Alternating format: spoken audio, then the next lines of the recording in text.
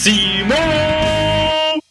What's going on, guys? It's Cimo, and today I'm bringing you a video discussing all of the new erratas on a lot of the forbidden cards that the OCG just got taken off the forbidden list. Now, what happened was that Robert and I actually did a live stream just last night discussing all of the new changes to the OCG ban list, and what happened was a lot of cards came off because they came with erratas. And so what I wanted to do was, I felt like a lot of people were focusing on the list itself, but no one was really doing an in-depth discussion of each card's errata and how it's really going to affect the game. So we're going to go through each card one by one, and we're going to see what each card does now, and then we're going to see how its effects can apply in the meta.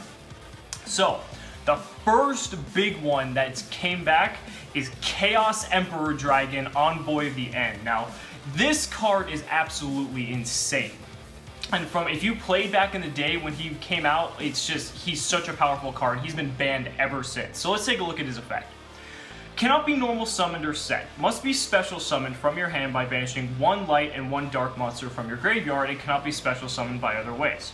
During the turn you activate this card's effect, you cannot activate other card effects. Once per turn, you can pay 1,000 life points, send all cards on the field and in both players' hands to the graveyard, then inflict 300 damage to your opponent for each of your opponent's cards sent by this effect. So a couple of changes have happened here. The summoning condition is still the same. You still banish one light and one dark monster. One of the big new things is that you can't activate other card effects the turn you activate Chaos Emperor Dragon. And that's really big, because before you could just do whatever you wanted and then summon Chaos Emperor Dragon and then go off, which is just absolutely insane.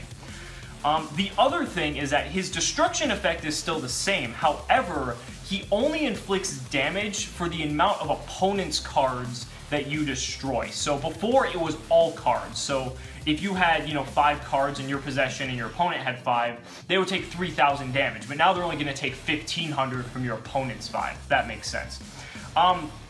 Chaos Emperor Dragon's still extremely busted because you're still wiping the board completely, and your opponent has to deal with a 3k beater just by top decking. It's still incredibly powerful. You can still just summon it as a 3k beater. You don't have to use his effect. So it's going to be really interesting to see what Chaos Emperor Dragon does. I still think it's incredibly powerful, and I don't know if bringing it back was such a good idea, but it's kind of cool to see it back, I'm not going to lie. The next monster that got an errata was Sinister Serpent. Now, personally, I didn't feel like Sinister Serpent needed an errata, mainly because right now it's not really that good. It's a recurring monster that doesn't really do a whole lot. But let's see what the errata is. You can only use the effect of Sinister Serpent once per turn. During your standby phase, if this card is in your graveyard, you can add this card to your hand. During your opponent's next end phase, banish one Sinister Serpent from your graveyard. Okay. So before, what Sinister Serpent was just good for was a recurring +1. And right now, that would be really good. You could use it in something like Mermail to just constantly feed for the Mermail triggers, since Sinister Serpent is in fact a water. The thing that's different now is that during your opponent's next end phase, you banish one Sinister Serpent.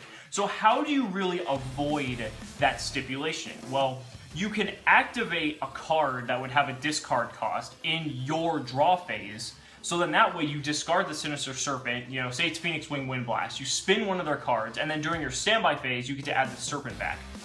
I also believe you can do this in your opponent's end phase, because Sinister Serpent is worded that it says during your opponent's next end phase. So if you're already in the end phase, you're going into proceeding the next end phase. It doesn't say during the end phase. Otherwise, you would just be able to banish it right then and there. But I'm not 100% sure on that. Either way, I feel like this errata was unnecessary. I feel like if Sinister Serpent just came back, it wouldn't have been that big of a deal. And there are ways around the stipulation so that you can still run it. So I guess that's really good. Keep in mind too, they might also be making these erratas if they ever want to just completely unlimit these cards. So that also might be another reason that last clause is in there. So that's it for the monsters. The next card is Temple of the Kings. This card, if you don't know, is so powerful, it was banned before it was even printed in the Merrick structure deck. So let's read off the errata. You can only use the effect of Temple of the Kings once per turn. Each effect of Temple of the Kings, sorry. You can activate one trap card you control during the turn it is set. And the second effect is you can send both this card and one face-up Mystical Beast Circuit to the graveyard, special summon one monster from your hand or deck, or one fusion monster from your extra deck. So before what Temple of the Kings did was that you could just activate set trap cards. There was no cost, no stipulation, nothing. You could just activate this and then you could just go off. Like, imagine in Shaddolls if you had the ability to just play Temple of the Kings and then play 3 Shadow games out of your hand back to back. Like, that would be pretty nuts.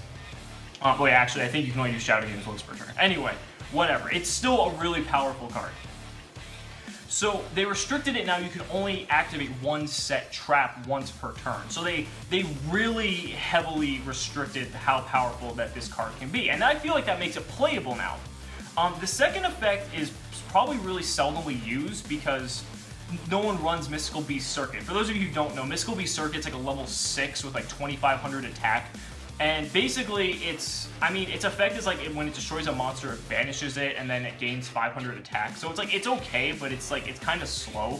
But the ability to special summon any monster from your hand or deck or fusion monster from your extra deck is kind of insane. I mean, you could just totally just bypass and just summon just something crazy. So, I don't know.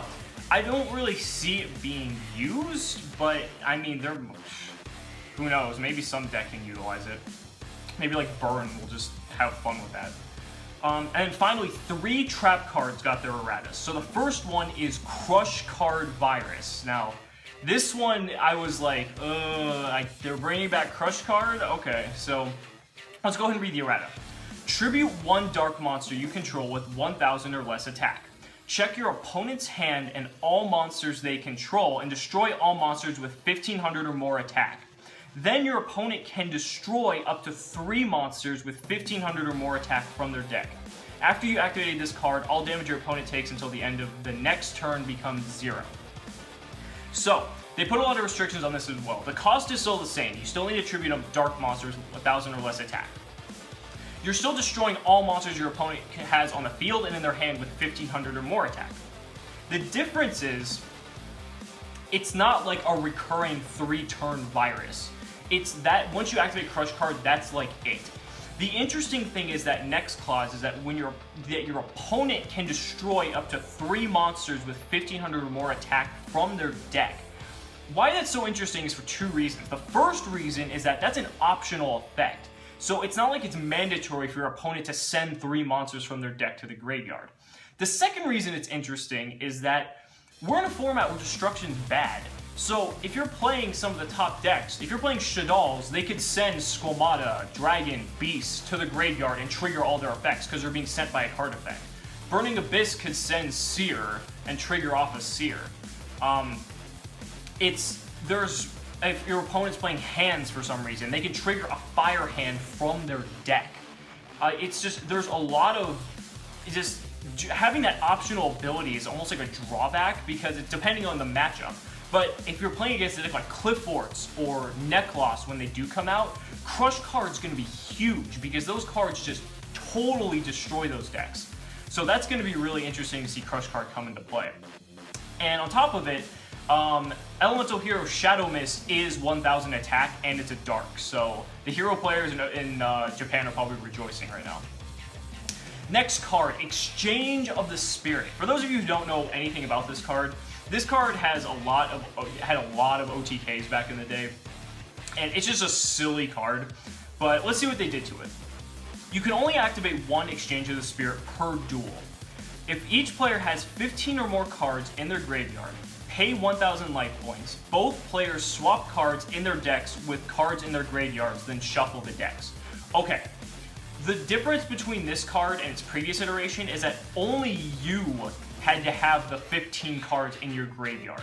And that was what set up the thing. You basically mill out your whole deck and then activate Exchange of the Spirit and then swap your deck, and then you'd have like no graveyard and a full deck, and your opponent would have a full graveyard and like no deck, and you completely deck them out. So they really just stopped any of that from happening because now both players have to have their graveyards loaded with at least 15 cards. So I feel like that was a really good thing that they did.